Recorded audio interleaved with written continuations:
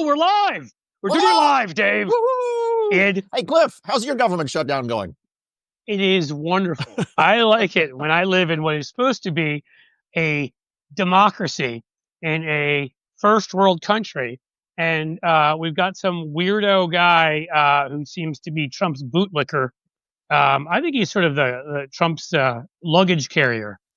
That may be an old joke that people won't get, and we're going to leave that aside. Um, Mike Johnson, which, by the way, I am interested. I'm sorry. Somebody said they've got the Grinder profile on Mike Johnson. It's out there, folks. I'm just repeating what's out there. Do I know it's true? No, the dude hasn't released it yet, but he said if by today, it's yesterday. So we're past Wednesday. We need to know what the hell's going on here. And I mean, look, if Mike Grinder needs Mike Grinder, it's awesome. If Mike Grinder and needs a new nickname has been born. Mike Grinder needs a Johnson. No, wait. This is a very serious show, folks. If Mike Johnson needs to find his special mate on Grindr so that he'll be happy and can keep the government open, look, we're open to that for you. Again, allegedly, if that's what you're into. If you're not, and here I was a moment ago talking to Cliff Schechter about this is Yom Kippur for many of us, but there is a connection here.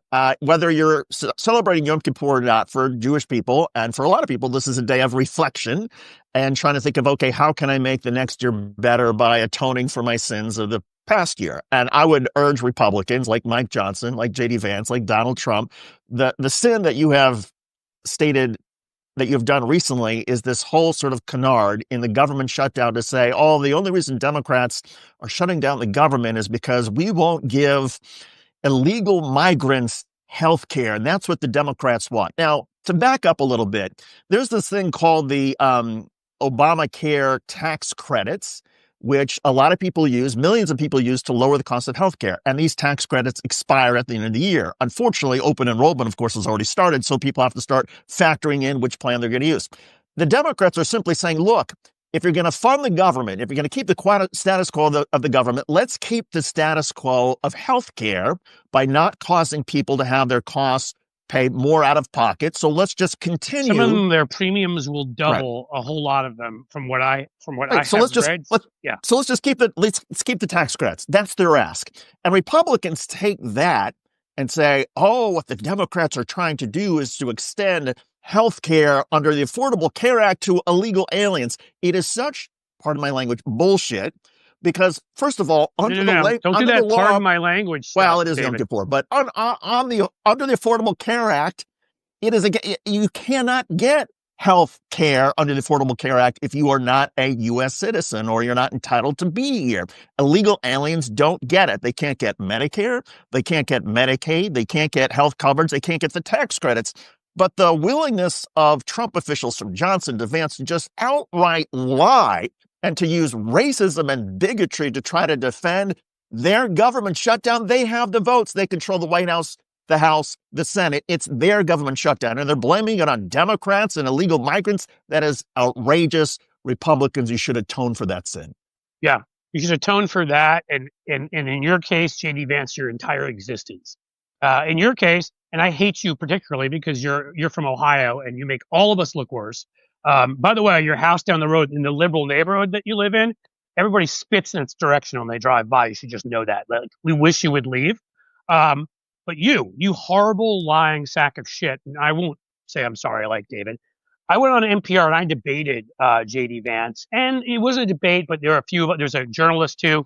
And this is 2016, 2015. And this is one of the two times, I think only publicly, he uttered the infamous phrase, I will have to hold my nose and vote for Hillary Clinton. That is where he was back then. Wow. That in his Trump is America's Hitler phase, in he's cultural heroin, which he is. And the fact that J.D. Vance now, here's what you are, and I'm going to come from the point of a father. You are a sick, deranged, pathetic human being. You have children that are non-white, and you spend all of your time demonizing children who are non-white. How do you think that will work out? Maybe your whole gilded life with being taken care of by the likes of Peter Thiel and other fucking weirdos out in the West Coast who want to live forever or whatever the hell else they're up to nowadays, with their, Palantir, build a nice database on all of us. Here's the thing, man. If you ever have to be among regular people, you have caused more racism. You have caused more people to hate your children just by the way they look. You have caused more people to hate your wife, who I'm trying to remember, but I believe was an immigrant here. And if she wasn't, certainly her parents were. They are of Indian American extract. Who does that? Mm. What is wrong with you? How sick are all of you? And, atone right away, but get help. Honestly, get help. This is your family. I can't say that enough times. What I would do or what I'd want someone to do to me if I were out there with rhetoric every day that were further endangering and dehumanizing my family. But beyond that, that you're willing to dehumanize other human beings to get ahead. I mean, you people, like, you're sick individuals. You're fascists. And no, we're never bowing down to you. We're never giving in to you. We will fight you every step of the way because you're not worthy of the positions you hold. Well said. That's what I've got. And I want to be very clear on this sort of Yom Kippur. I pray that all of us, including J.D. Vance and Donald Trump and Marco Rubio and Kristi Noem and even Tom Homan, are inscribed in the book of life. I don't wish any ill And health Kristi on Noem's dog, too. yeah, even the dog. I don't wish any ill Right. health on anybody. I want everybody to continue to live a prosperous, healthy, and happy life. But Kristi Noem and Donald Trump and J.D. Vance and Marco Rubio and Tom Homan, Kash Patel, there is something seriously wrong with you. And I guarantee that if there was some sort of intervention with these people, Cliff, I think, and they were able to sort of step back, and J.D. Vance was able to sort of, even like Scrooge, right? Like Ebenezer Scrooge, and see what he has done and have that moment to reflect. I think he would be a happier person if he atoned for his sins. I think he would be a happier person if he realized his mistakes and vowed, okay, I'm going to live the rest of my life by doing better, by standing for what makes America great, our diversity, our welcoming spirit, the place that America is a beacon to all the nations. That's where J.D. Vance, I wish, would end up. But I'm not very optimistic he will get there. Well, no, and I'll agree with that. I mean, look, first of all, to be clear, I don't wish violence upon any of them. I am a believer in nonviolence. Um, if they continue on their current paths, I'll hope they'll live nice, long, healthy lives in prison. I'll be quite honest with you, because that's where they'll belong. I do not want anything to happen to them, but that's where they'll belong. Because again, the harm they're causing to other human beings, I can't say any better than you. Whether it's Ramadan, whether it's Lent, whether it's Yom Kippur, whatever period, whatever you look at it as a period of time for you to reflect, they all need to reflect upon who they are. And maybe, just maybe, instead of taking out whatever the reason is for your grievance, whatever the reason is for your hatred of people different for you, whether it's because you're the failings in your own life that maybe you consider you failed, but maybe you should accept and reflect and say, okay, I've had a pretty good life. I've had it pretty good. I'm lucky. Find peace, find happiness, because clearly you're projecting all of this onto other people. Yes. And you're hurting them. And so, of course, long before any vengeance I would ever want, I would want them to find that ability to find inner peace and acceptance of who they are, and let the grievance go, let the anger go. And I mean, America, again, what you said, when I wasn't alive, so I can't say this, but when everybody sat there and watched a rocket ship go up and land on the moon, we built the Hoover Dam, we built big things, we did big things, we accomplished big things. That's what made America great. Not billionaires reaching 500 billion like Elon Musk just did. That doesn't make America great. That makes Elon Musk a selfish asshole, honestly. When we all come together and show that we can do things, when we joined with the civilized world and defeated fascism, that was doing big things. And again, we absolutely have that ability if we will stop being selfish. Let's just put it this way. How about we go back to the time when we created vaccines to save the world instead of demonizing vaccines that save the rest of the world? We can do that if you guys maybe will find some reflection and inner peace. And with that, I'm going to invite on a man who always is filled with reflection and inner peace. That would be Joe Walsh, my favorite inner peace purveyor that exists out there. Let's see if we can get young Joseph in here. Yeah, and I like to say on very special days, there's it's always a pleasure to celebrate a special day with Joe Walsh. Joe, how you doing? Hey, you two big handsome boys. How are you, boys? Listen, this is not Mike Johnson's account, okay? Uh, Hey, Cliff, I don't even know, like, David, what Grinder is. I'm so like, I know what it is. Wow. I I haven't. don't Okay, it is literally like, well, what's the regular dating app for like people for that are for heterosexual? old for like old middle-aged white guys like us. Yeah, who are Ginger? heterosexual but are not married or not whatever, whatever that is. The gay version, I don't think you have to be middle aged on there. Is Grinder. Oh, oh, It's a hookup app, right? It's basically for people it's like who want fast food sex. If you want fast food, you go to McDonald's. If you want fast food sex, you go on one of these apps where somebody else who's also looking for fast food sex and you hook up with them. And there's really no, I guess, commitment or anything like that. There's just, you meet up and you go at it, I suppose. Well, that's, wow. So in other words, that's the kind of place that maybe instead of tap dancing in a Minneapolis bathroom, Larry Craig would have gone, let's say, back in the day. Just Do you remember for, that? The wide stance. He like yes. put his If leg in the other stall. I've shown you look this, for right? me in Somebody gave this to me as a gift. Once in a conference I spoke at, they walked up to me and gave me this. Go ahead. You text Terminal C. I'm the guy with the wide stance, third stall from the left. Right. And Something like that, right? what we were Oh, talking, God. we're going to laugh a lot because that's the way the three of us are. But like Mhm. on the serious side, like that was what we were talking about right before you came on, which is it's this resentment, this sense of grievance, this anger, this lack of acceptance sometimes with who people are or what they think they should get in life, but they haven't. And in Larry Craig's case, it was about as obvious as possible. He co-sponsored an amendment to ban gay marriage, and he's busy tap dancing in the, he's doing his Fred Astaire in the Minneapolis, bath. I mean, why can't you folks just accept and be? And I'm not talking about just the gay Republicans. Clearly, many minority Republicans or Republicans who think they should have achieved a higher status or a higher job or a higher, like, can't you just be happy with who you are? I mean, So I became a Democrat now almost 4 months ago. yay, we got Joe. Hey, do I look, David, be honest, do I look different at all? You look happier. You look like there's a sense of peace. There is peace. Serenity now.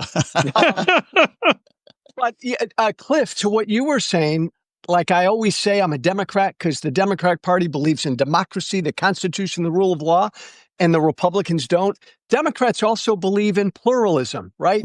A big free society of people who sleep with different people and believe in different gods, and we're all different colors, but we acknowledge that and we're tolerant of the differences. This Republican Party, fundamentally, my former party, does not believe in pluralism. No, and it's such an open rejection. We spoke with a former naval officer. Was she an officer yesterday? Yeah. Melissa Corrigan, who served on the USS Eisenhower, honorably one of the first women who when they were first starting to put women, trusting to be able to put women on these boats. And as she told us, some elbows had to go into some ribs to protect herself at times.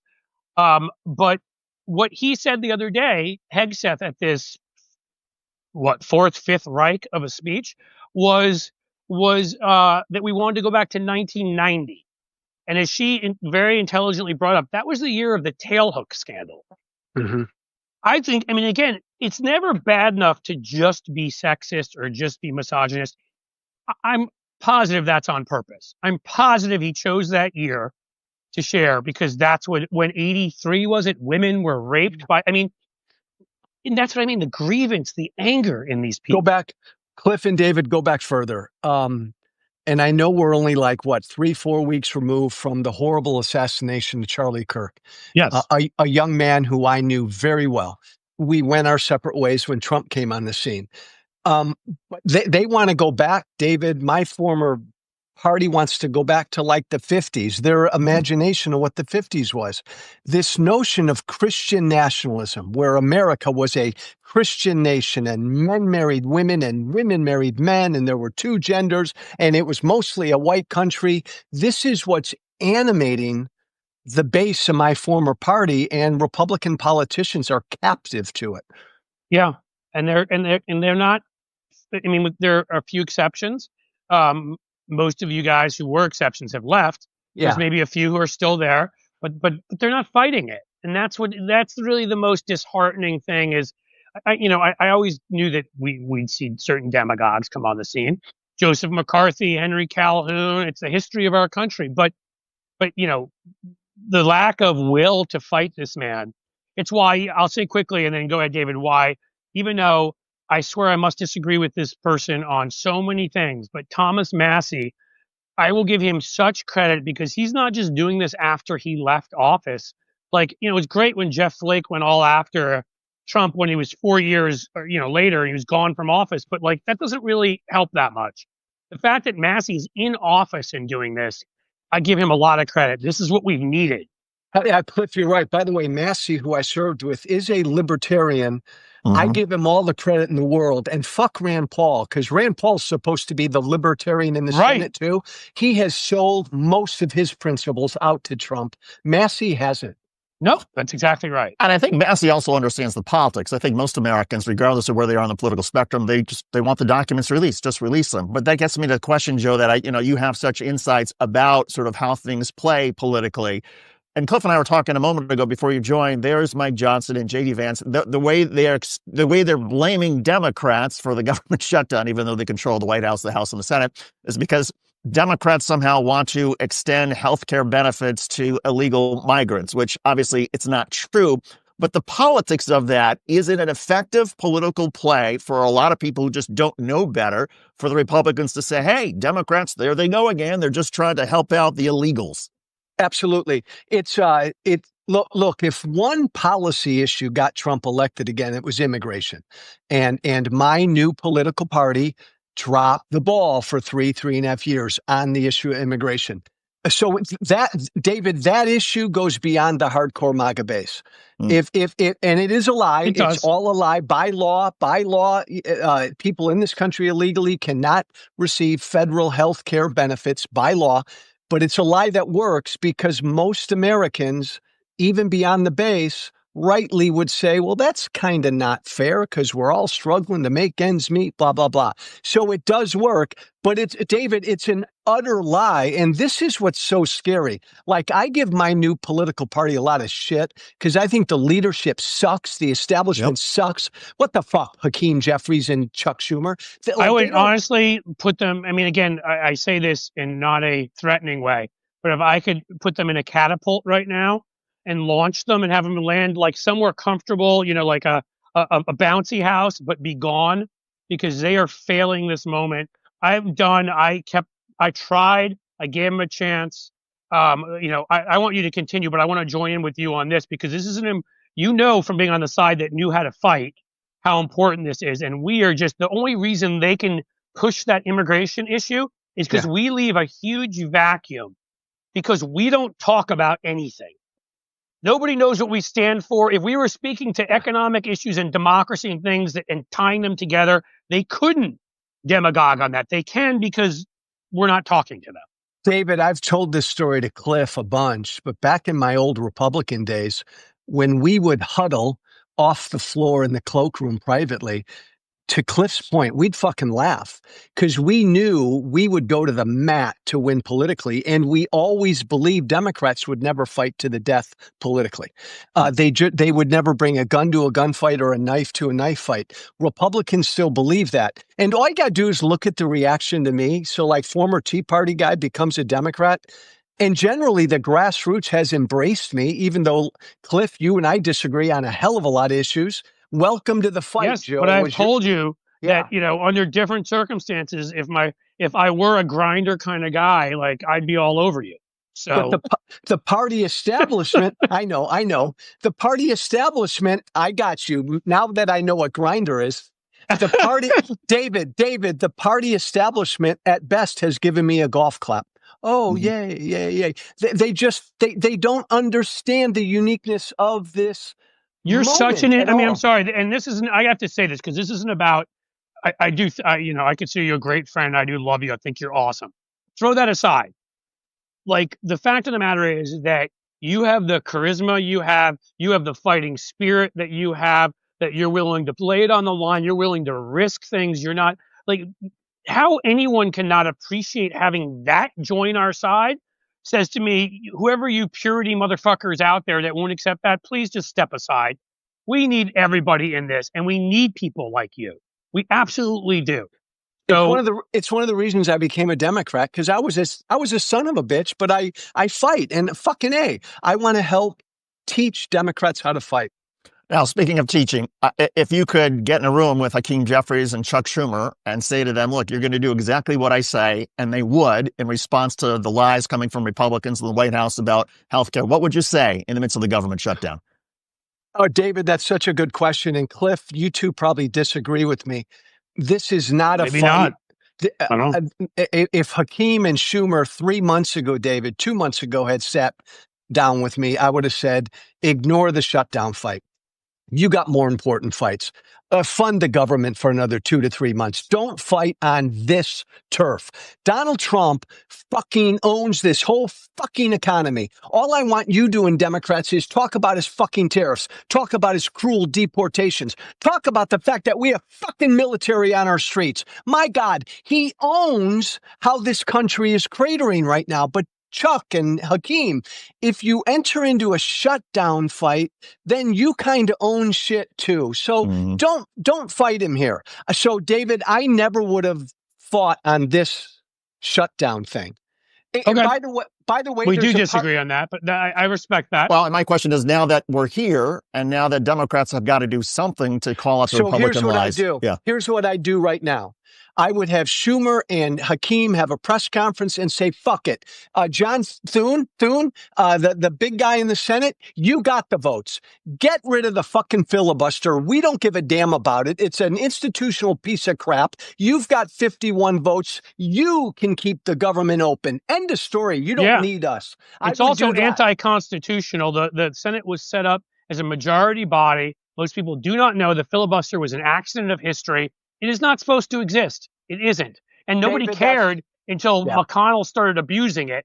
And now, you know, and it's look at what it's done to our politics. We've chipped away at the filibuster for the last how many years? David, I would just throw that bomb out there. If you don't need us. All right, you got a majority in the Senate. Keep the government funded. Boom. Right. That's it. But why aren't there digital ads out there? Why aren't there not I don't want to see Chuck Schumer doing a TikTok. Trust me. But why do we have younger members out there making videos, doing whatever, and explaining again and again and again the very simple fact?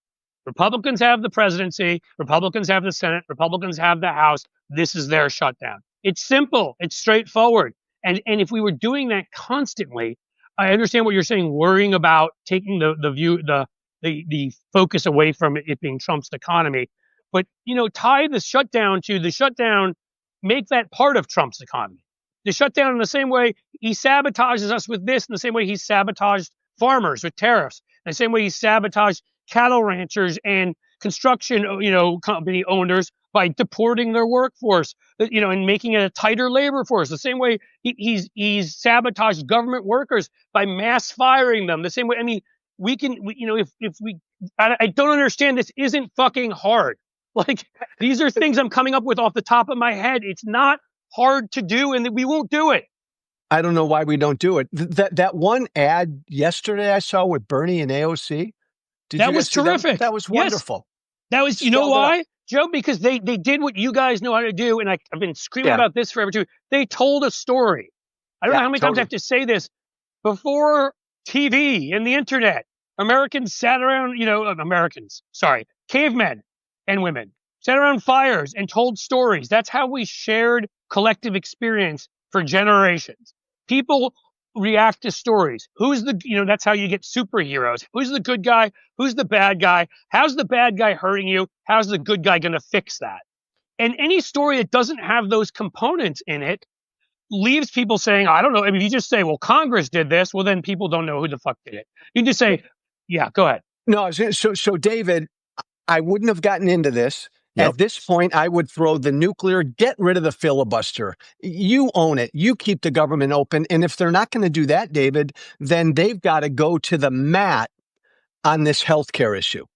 I mean, go to the mat and keep the government shut down until we extend those Obamacare subsidies. David, do you see any other out? No, but I think even the way the Democrats talk about healthcare seems sort of weak and passive. I mean, to me, the argument is people are going to die. Republicans want people to die. And that's what's going to happen if people lose their healthcare subsidies, because a lot of people lose their healthcare insurance. And that's what Bernie said in that ad. He did. Bernie said that, and AOC, and again, you're right, David. I never came from that wing of the party. I don't care anymore. I want people that are willing to punch back and fight. And that ad by Bernie and AOC is one of the best things I've seen Democrats do to message from A to Z, for telling the story of why we're in this situation and explaining it in very clear language, who's doing it, why they're doing it. And again, this is where Bernie's rhetoric, to me, is helpful. Some people may be like, too often he talks about the billionaires. But again, they've demonized George Soros for all this stuff. There's this creepy group of fucking freaks like Peter Thiel, who's building a fucking database on all of us at Palantir and wants to live forever. And there have been the rumors forever, allegedly, because, whatever, about him and, let's just say, Epstein-like proclivities. We know he went to Epstein's Island. That's been released. We know Elon went to Epstein's Island. We know Elon was sued by a SpaceX worker for sexually harassing her. We know that these two individuals, and there's others, the Ellisons, whatever, are awful, horrible human beings. And we could make the argument to working folks that every time your SNAP has been taken, every year, so your kids aren't eating, every time you lost your Medicaid so someone in your family's sick or dying, that's so Elon can get another yacht. That's so Thiel can get another home. Hey, Cliff. The problem, David and Cliff, is the fucking messengers. Cliff, you and I could go into any bar in Ohio, any just regular fucking working class bar, and we talk like this, and we can sit people down around that bar and say, here's what the fuck needs to happen. How many Democrats talk that way and like sound like regular people? So many Democrats I have found sound like they're overly consulted political machines. Yeah. And the problem is we have, especially running for office, a number right now, and they're trying to fucking undermine them. Plattner, the dude, the oyster dude from Maine, is incredible. Okay, we have again Sherrod Brown running from here. Canary, where's the canary pin? Working issues all the time. You hear him. That's what he focuses on constantly. We've got Mallory McMorrow, who's honestly outside of in Michigan, one of the most talented speakers I've ever seen outside in our party, outside of Clinton, Obama, whatever. They're trying to push in the pro, donor centrist Haley Stevens that doesn't inspire people. We have these people out there, and our own party is trying to prevent them, and it makes me want to fucking scream. Agreed with all of that. David, here's what bothers me. 3 or 4 days ago, the president of the United States stood in front of 800 generals, and he was prepping them for orders to fire on American citizens. Yeah. Now, I'm sorry. I fucking believe that. And I'm sorry, that's more important than a goddamn government shutdown. That is a fascist in the White House. So I just didn't want the focus to be, we got to keep the government open for another 2 or 3 months. I understand. No, this guy is burning this fucking country down. And he called us it's important to state this because, again, if you study history, this can't be overstated. Because this guy says so many crazy things, sometimes it's hard to see between them what crosses certain lines. The enemies within line that he threw out there, and that you're going to be deployed against the enemies within. And then also, go ahead, walk out if you disagree. Good luck to your career, though. He threatened to fire non-political generals, admirals, and others for not accepting his illegal fucking orders. Because he wants them gone, Cliff. He wants them gone. Because he's going to give those orders. The New Well, York Times covered their damn fucking front page with Hillary's emails. Where's that all over the front page? Well, here's my sense about Democrats and why Democrats maybe are so passive about all this is I think sometimes Democrats are lulled into a false sense of security. And what I mean is the generals, for example, they didn't hoorah. They just sat there stone cold silent. They didn't respond at all. So a lot of Democrats say, aha, the generals are giving an FU to Donald Trump. Well, the military is trained actually to be nonpartisan. So this is just how they're trained to do. Likewise, every now and then there's a judge who will slam the Trump administration for one thing or another. And so people say, aha, the courts, that's a guardrail. And as a result, and you combine that with sort of Democrats who say, well, Republicans don't really want to kill people. They just are misguided on their policy. And as a result, you get Democrats who are looking for sort of the better angels in our midst, even across the aisle. And they think this isn't as bad as some of us actually think it is. And so they can just kind of sit back and it's just sort of politics, a little bit more aggressive than usual. When, to your point, what's needed is for Democrats to cut through all of this shit, to speak cleanly. David, to that point, what so bums me out is I was out there every day last year campaigning for her in a battleground state, and I would talk this way. He's going to be a fucking fascist. He doesn't. But you know what? So Kamala called him a fascist. Joe Biden called him a fascist. So like the Democrats during the campaign said, this guy is an utter threat to democracy. We can't let him win. But then he wins. And they all kind of then go back to business as normal. Yeah, how can he be that big of a threat? And then you're like, hey, but, and again, I wrote ads for Biden in 2020. So I think I can speak here objectively. And I'm sure there's a lot of places I'm never going to be invited back to, and that's okay. But this is my children living in this country, so I don't give a shit. This is about democracy. And, the worst thing, that first step of inviting that asshole to come sit down in front of the fireplace with him, the message that sent was this was normal, that this guy who spent years and off the backs of lies about an election being fraudulent and a January 6th fucking insurrection that he should have gone to prison for the rest of his life for, off of that, he was able to win. But you're going to reward him for that and normalize him. He should have been nowhere near the White House afterwards. Cliff and David, it created such disillusionment among Democratic voters. You told me he was an existential threat to democracy and he won, and now you're like accepting him like he's George W. Bush or just a normal Republican president. What the fuck? Right. Which reminds me, where the fuck is George W. Bush? Same thing, Cliff. Same thing. Thing. Where the fuck is Jeb Bush? Why can't all of these people who quite clearly know the danger this man poses?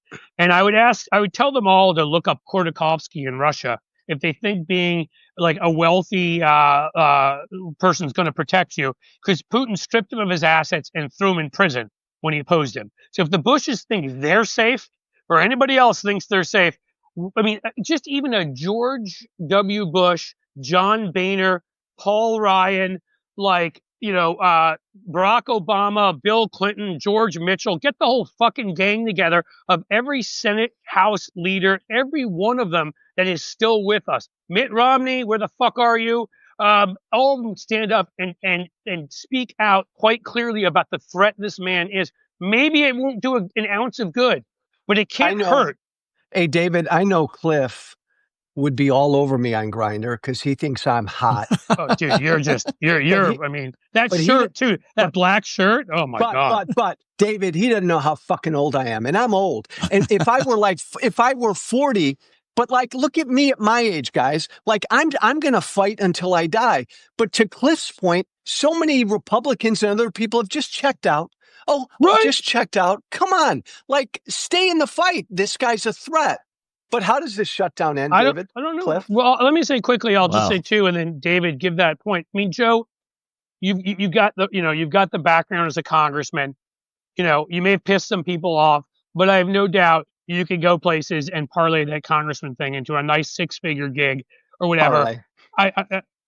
I think so. I don't care about money, Cliff. No. But that's my point. Is that? But here you are fighting and risking it because you're not doing that. I know David, who won an Emmy as a host at MSNBC and CNN, could go parlay that into like a PR gig somewhere for 6 figures. he's here fighting it. I'm just a dumb Absolutely. douchebag, but I'm still risking my, my whatever, it worries me things about my family, myself, and I'm here doing it. If we can all speak out, where the fuck is George W. Bush? That's what I want to know.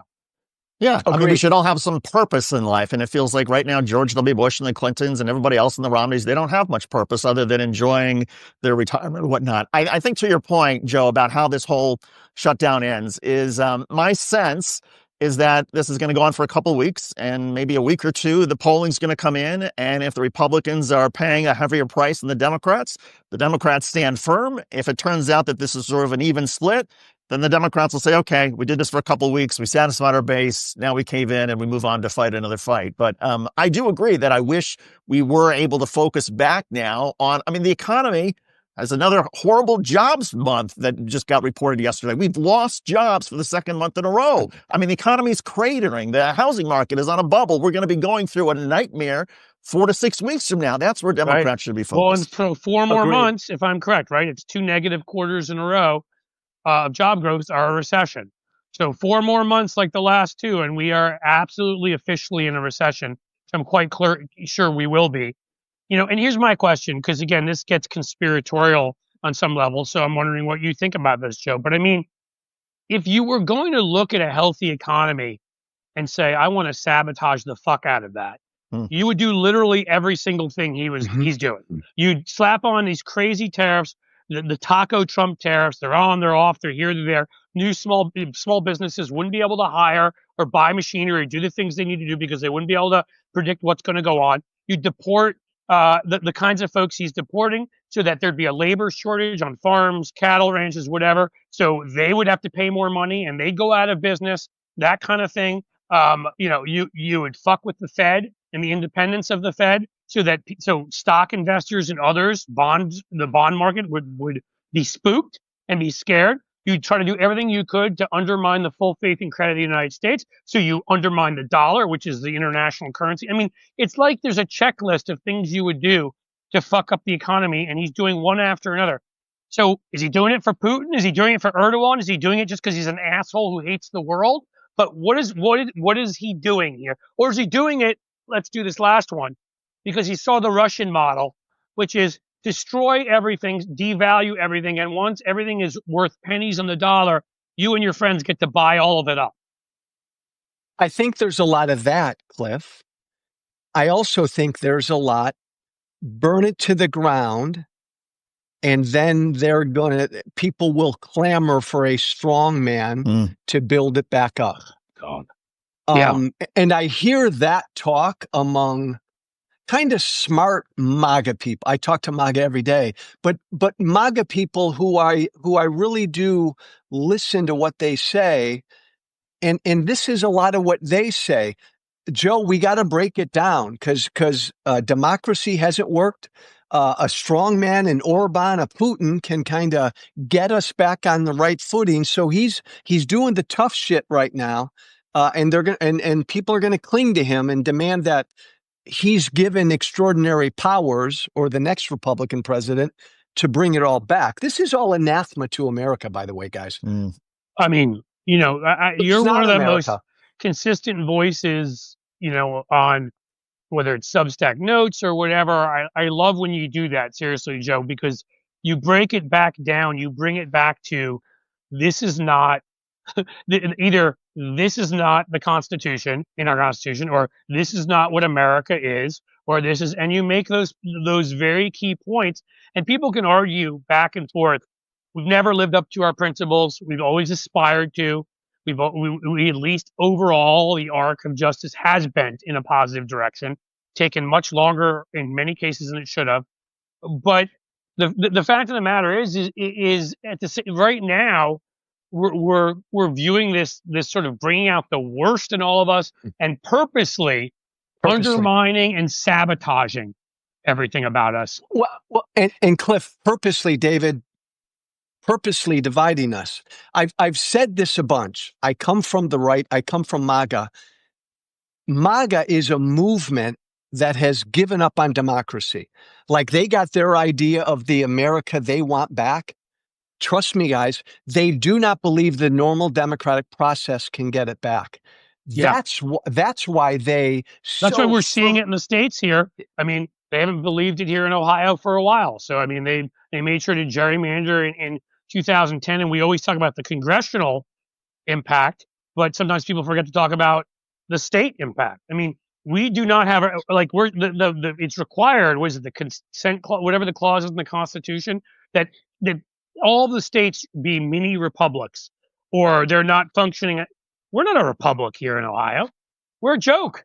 I mean, most of these seats for the state house and state senate, they're foregone conclusions. And I mean, so they got their practice on the state level in a lot of places. Totally different topic, David and Cliff, but that raid in Chicago yesterday or the day before, they just basically took down an entire apartment building on the south side of Chicago.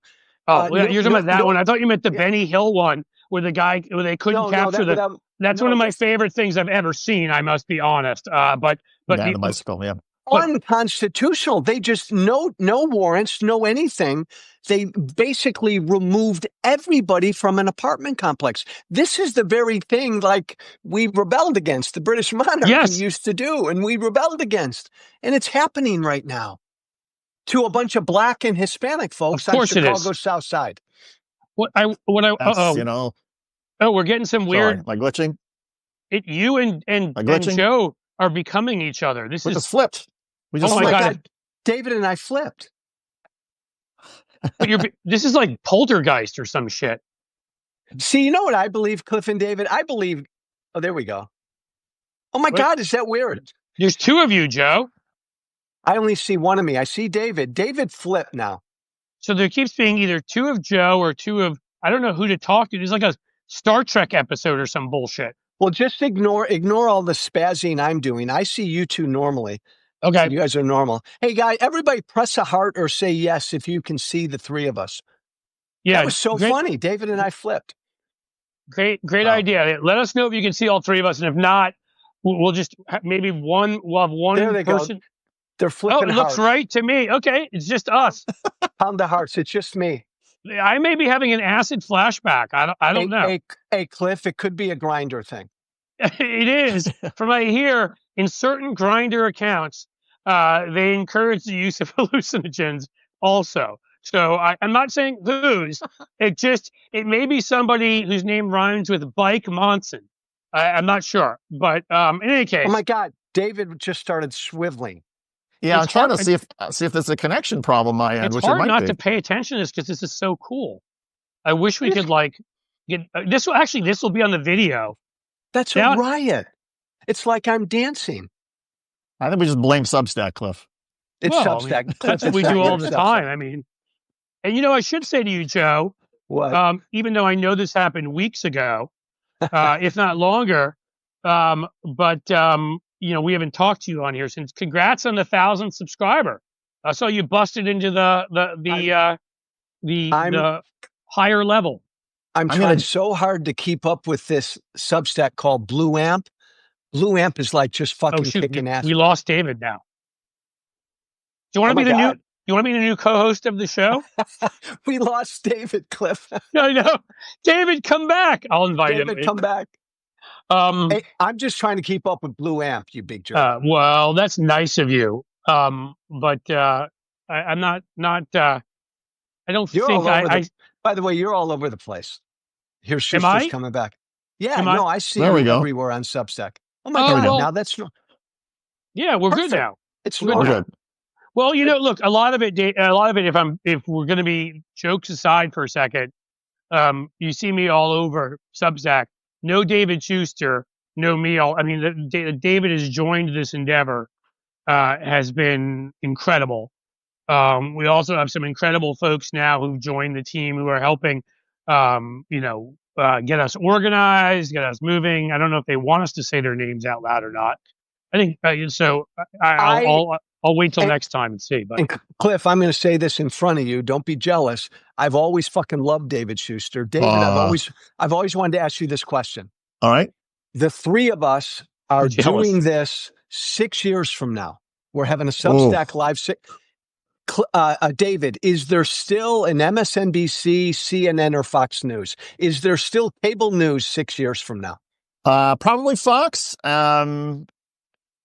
I don't think CNN. CNN probably gets merged with CBS and something happens to that. MSNBC, definitely not. Maybe there's still an NBC News streaming, but they're, of course, now separated from MSNBC. But no, I think the media landscape is totally different. Totally different. So no cable news. No cable news. And, the opportunity, of course, is that I used to say that I'm a very big believer in free markets, and that people would naturally on cable, they would drift to whatever sort of program or content they felt was most reliable to them. And that's, the best content wins, just like the best product wins.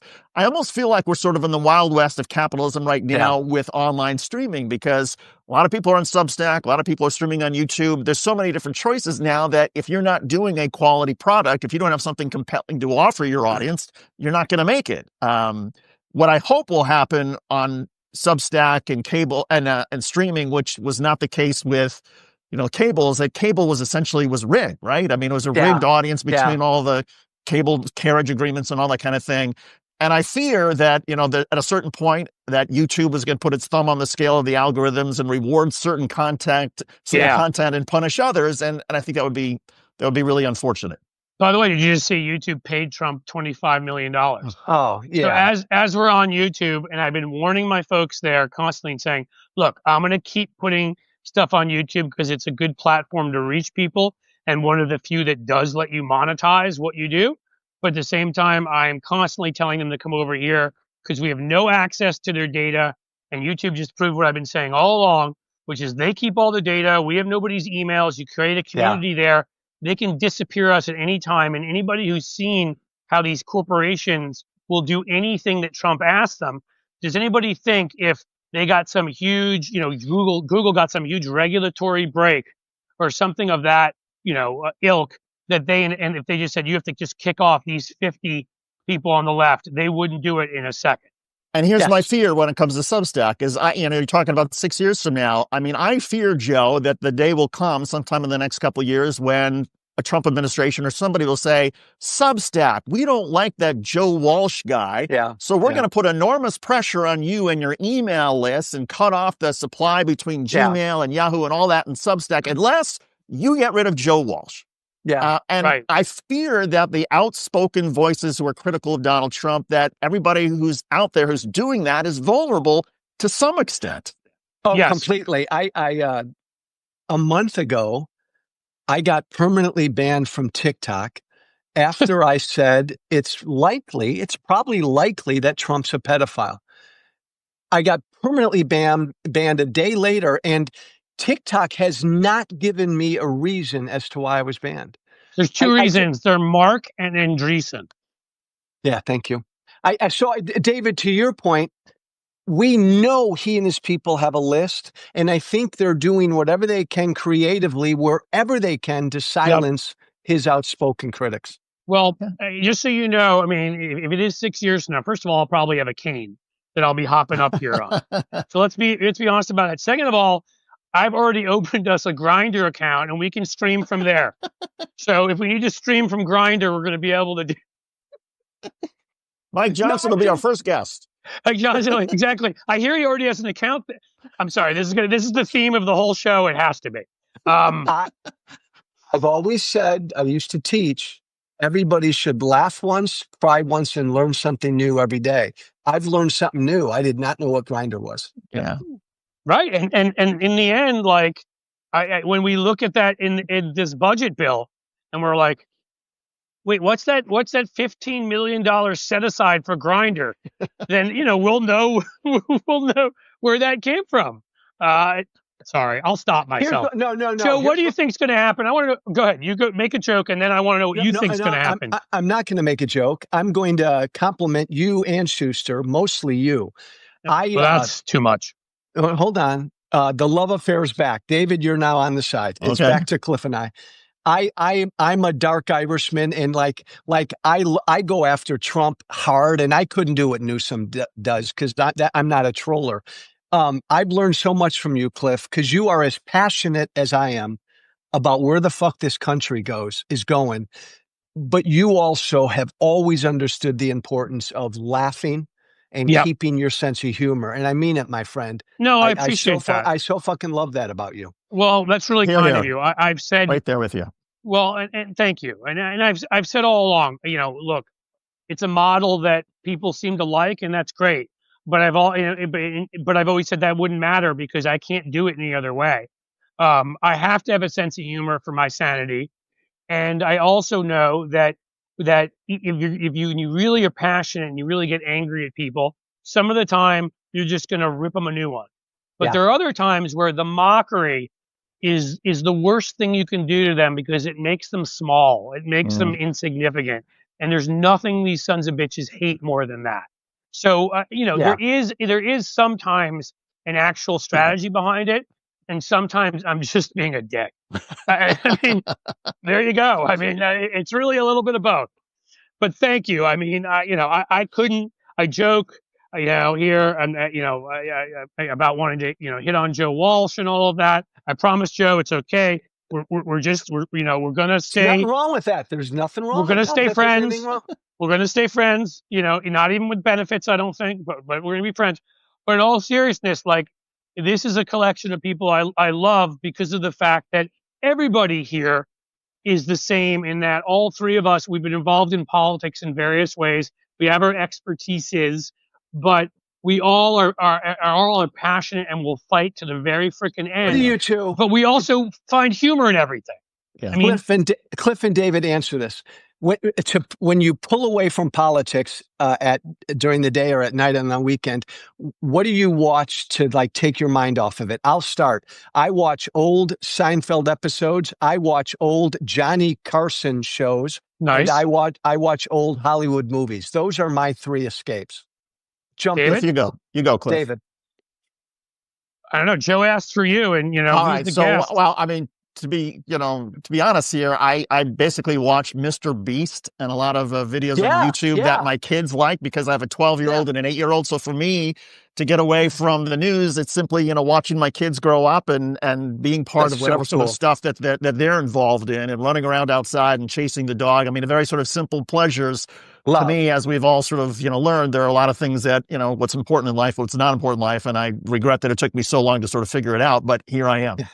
Love it. Well, because I saw our good friend who we've had on before, Ellie Leonard, say, "Don't say Yankees games." Yankees games, Ellie. At least while they're still playing, we'll see how long that lasts. But in all seriousness, like for most of the year, I love what the sort of revolution's the wrong word, but the with various apps, and it's getting tougher now because some of them I have to not watch when they start acting like bastards. Yeah. But good streaming shows Yes. get the kind of actors and screenplays and cinematography. Like I just recently watched, and I will tell you all, Mobland, and that is literally one of the best things. I love that show. If you can find a show where Tom Hardy, who most people are used to seeing in like Mad Max or playing, what's his name, the character in Spider-Man, and I can't think of him for some reason. Tobey God damn it. Maguire? I don't know. He's the dude that comes from space, whatever. In any case, they're used to that. He in this as a mob fixture is so good. And I've never seen the head of the mob family, Pierce Brosnan and Helen Mirren. All three of them should win best actor awards for the rest of their lives. It is amazing. Cliff and Joe, did you ever see Boardwalk Empire? Yes, that was so good, David. I did. Was that really good? Because that's one of the ones I missed. And that's one you should go back and get. And the other one that I literally, when I finally have the time, that I'm going to go back and watch, and it's been 10 or 12 years, but I remember thinking this is one of the best series I've ever seen, was Breaking Bad, because it was so damn funny. And I'm already on my third time going through that. I mean, that's sort of what I think of when I say Mobland. It's just I'd already done a couple of times. Breaking Bad, Better Call Saul. The Americans I loved, but it cuts a little too close to home right now. There's Ozark was incredible. Like that stuff I love. And then the music side, I've never hid. Like I'm a huge rock and roll guy. I grew up, in the 80s, still loved 70s stuff, but some 80s stuff. You put some classic Guns N' Roses, classic Aerosmith, classic Led Zeppelin, class. What the fuck, Joe? You're shaking your head at me. What do you like, you punk? 8 years ago today, I still cry about it. My favorite musician of all time, Tom Petty, died 8 years Okay. ago today. And you know what? Hello? What? You know what, dude? I saw him, and I'll always be sad about this. And What? now I get to make the additional joke, the kind of joke to this. But the main part is I saw him here in Cincinnati with friends. About this isn't a joke. This isn't funny.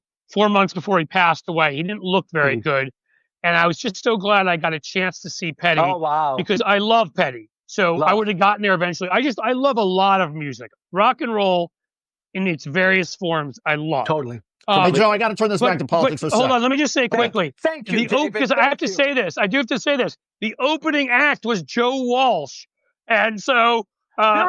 seriously, I got to see Joe Walsh play, you know, Life's Been Good to Me So Far, and a few other hits. And so that concert was excellent. Go ahead. All right, this is Joe Walsh. So you asked me, how does the government shutdown end? I gave you my suggestion. How do you see it ending realistically? And to get Democrats back on focusing on the issues that are going to matter more politically, how does it get done? I think the sooner it ends, the better. David, I agree with you in that Trump and Republicans they don't give a fuck. So they want this thing down for a while. I think that Democrats eventually will kind of cave or kind of try to give the appearance like we got a little something and then move on. And I think it will be okay, because the day after they do that and the shutdown's gone, the fascist in the White House will be doing something even crazier again. But I don't think this is a winner for Democrats. They'll eventually bend. Do you think we have the possibility with some of the platforms we all have together? You think there's a possibility that we can get enough of our friends together and try to organize it and push a launch Hakeem Jeffries and Chuck Schumer kind of effort? Because it's funny, and yet at the same time, like, I don't know how we win. Like, it's all right there. An FDR style election is sitting there waiting for us to grab it. Waiting. I mean, again, he could end up fucking with the elections. I'm not saying, but if we get anything close to a free and fair election, if we have a bold economic agenda and democracy agenda, and you tie those together very simply, as I said, by who the billionaires are on the other side, because it's the same billionaires who are upending democracy are the same ones who you know, are taking away, whoever you are. They're taking your health care for their tax cuts. They're taking your kids' SNAP for their tax cuts. We can tie those two messages about democracy and the economy together and go after Trump and them in his $200 fucking million ballroom. If we can't turn that into something, how do we get enough people together to just say, Chuck Schumer and Hakeem Jeffries, you have to fucking go away? Because I need like Chris Murphy and Jasmine Crockett, or I don't care. They are just the two at the top of my head, but I don't care who it is. I need people that will fight this shit. Cliff, that's a great idea. What if like the 30 or 40 of us biggest mouths on Substack all got together and pushed that notion, pushed that concept? I'm in. I think it makes a lot of sense. Look, the national brand of the Democratic Party is in the toilet. It sucks. That's not going to be healed or fixed before 26. No, but it can be improved. It can be improved. Maybe a little. We got to win back the fucking house. We got to win back the fucking house. And then after the 26 election, if there's a 26 election, then the brand will change as people who are running for president try to lead the way. I think you're right, but I think if we, over the next year and a half, had leaders showing strength. I agree. That ad you saw the other day with Bernie and AOC, if we had that constantly out there, constantly offering messaging, so most of that caucus will follow the leadership. And we had like if we've got those guys following leadership, and leadership is providing a bold, I'm not talking now some, around the edges bullshit. I'm talking a bold agenda that will combine fixing our economic ills with fixing our democratic ills, and they will all be tied together by the fact that the truth, quite honestly, the truth, that in conjunction with Donald Trump, the billionaires, a couple of wacky fucking billionaires, are trying to drive this country into the ground. to run it. And I honestly think that is a message where we can win. And you're right, we won't fix all of the brand, but it will strengthen it to where we will have a better chance in 26. Yeah, I agree, Cliff. But part of my new party's problem is they've ignored the notion of the big tent. The three of us are old enough. When we were younger, there used to be an animal called the Southern Democrat. We got to fucking get that back. My new party has to learn this is a big fucking diverse a country. Joe Walsh couldn't win in New York City. Zoran Mamdani couldn't win down in Tennessee or Kentucky. And we need to embrace both and all of it. So I really want this year, I want the party to get the fuck out of the way and let these individual candidates, Cliff, like what you said, say what they need to say to fucking win. Well, I would say in lieu of new leaders that provide that direction, then anybody watching, anybody out there, and maybe that is what we need to do, which is reach out to the folks who've shown they're willing to stand up past leadership, who have the loudest voices, who have the most bold voices in calling for change, and encourage them to ignore whatever fucking breaks any donors or leaders or anybody is putting on them, and just get out there and tell the fucking truth. Get out the way. Get out the fucking way. I love that expression. Hey, Hakeem and Schumer, either get this moment or get out the way. Hakeem Jeffries was on MSNBC 2 nights ago, and David and Cliff, he said, and I quote, "We are encouraging reasonable Republicans to reach out to us." That honestly makes me want to just run and jump through the window in front of me. It's almost as bad as when he said, I think the day before, in response to Trump initially shutting them off of their first meeting, "We've written Donald Trump a strongly worded letter." Honestly, at this point, get out the way. You know what? We need to make the strongly worded letter the laugh line that not laugh in this case, it's sad, but the pathetic line like thoughts and prayers after a shooting. Because that's what, just like with after a shooting, when you're just like, nah, let's ignore it, but thoughts and prayers. And you and I, Joe, may agree, even disagree on what exactly needs to be done on guns, but I bet there's some common ground. We both believe things need to be done, right? I know I've taught you. I know you believe universal background checks are reasonable. Of course they are. You do them well, on the same thing on when you've got fascism threatening you, I don't want any fucking letters. All right, that should be a joke line. I've written a strongly worded letter. Right. Well, I'd like to show you a place you can stick it. Now, why don't we go? Yeah, I'd like to see the Hakeem Jeffries and Chuck Schumer. I don't think they're capable of doing this, but coming out of the White House meeting, stepping to the microphones and say, "We just told that fascist who wants to kill people he can go fuck himself," and then turn around and walk. You do that, and suddenly people are like, "Yes, finally!" Oh my God, you'd hear it across the country. I want Schumer to walk out and be like, "See that motherfucker in there? He nuts." You know what I mean? And I just want everybody to fucking be like, "That's right, he's nuts." Just like Trump is incapable of unifying the country. David, that would be so fucking awesome, but Schumer and Jeffries are incapable of communicating like that. Yeah. Well, you need to decide, Joe, and we'll talk or whatever, but I love it. If you'll join me on we need new leaders, it could be a dual thing. And David, of course, it could be get out the way is part A, and B, to all the Democrats who are listening to these leaders, get in the way. Yeah. Get out there and let those voices. I don't care what wing of the party. You got AOC here. You got Jasmine Crockett here. You got Eric Swalwell there, who's more moderate. Don't give a shit. Get out there, and all of you who are willing to rip into them, who know how to use social media and fucking define them for the lunatics they are, that are literally destroying American families. So the last two things I'll say, and this has been a blast. David, you said that the utter silence of the generals the other day was awesome. That was their resistance. Yes. Them being silent was their resistance. But the rest of us, fuck no. For the rest of us, silence is cowardice. So to what Cliff just said, we got to get out there and raise hell every day. Last thing I'll say is everybody listening to us right now who subscribes to me, if you don't fucking subscribe to Blue Amp, I'm going to kick you in the ass. So subscribe Honestly, to Blue Amp. I mean it, guys. And I mean it. I'm dead serious. Joe is one of the few of the Republican side who's been so courageous, who's gotten out there, who's fought for us. If you don't subscribe to the social contract, I'm going to open Grinder accounts for all three of us here. Get out the way. So, in all seriousness, fucking subscribe to the social contract and subscribe in a The way. blue app. I'm dead serious here. Get a paid subscription.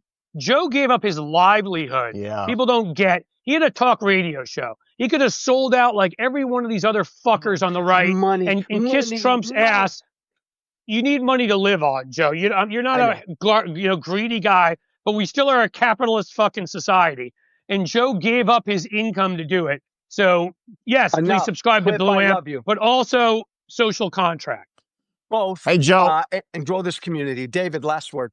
Last word is, it's always a pleasure being on with you. You give a lot of us so much hope and inspire so many of us, and you keep us going. And that's all we need sometimes. And I'm with you both, and I got a man crush on you both. You guys ended the show. You're equal in my eyes. So equal Grinder accounts with me. Okay. As far as if I'm as good as David on that level for Grinder, that's all I need. Thanks, man. I love you guys. Take care, guys. Cliff. You're awesome. That was awesome. Thank you. Great show. Thanks, My everybody. pleasure. Always. All right. Bye. All right. We're still here. Oh, you're gone. Hey, listen, guys. Remember, blueamp.co. I don't know the address for Joe, but the social contract, he's amazing. And thank you so much for all of your support and being here. And, we weren't just talking. Let's keep fighting these motherfuckers, all right? No giving in. No giving in. Take care. And as the sun sets slowly in the west, my friends, I bid you a fond farewell.